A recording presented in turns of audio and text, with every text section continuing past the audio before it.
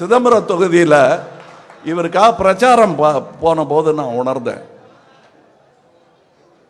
Uniform போட்டுக்கிட்டு நின்ன போலீஸ்கார கண்ணில் தண்ணி வருதுங்க.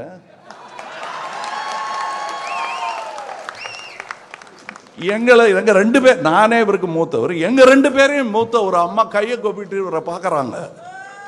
அவங்க கண்ணிலையும் கண்ணீர்.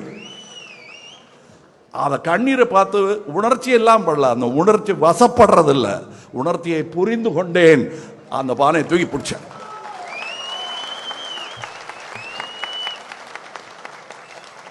அதில் பொங்கல் நடத்த வேண்டும், பொங்கல் நடத்த வேண்டும், பகிர்ந்து உண்ண வேண்டும்.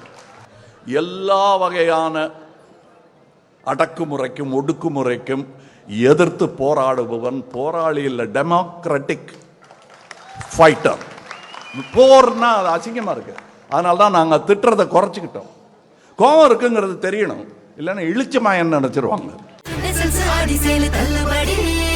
சென்னை சில்க்ஸின் ஆஹா ஓஹோ ஆடி சேல் 50% வரை தள்ளுபடி.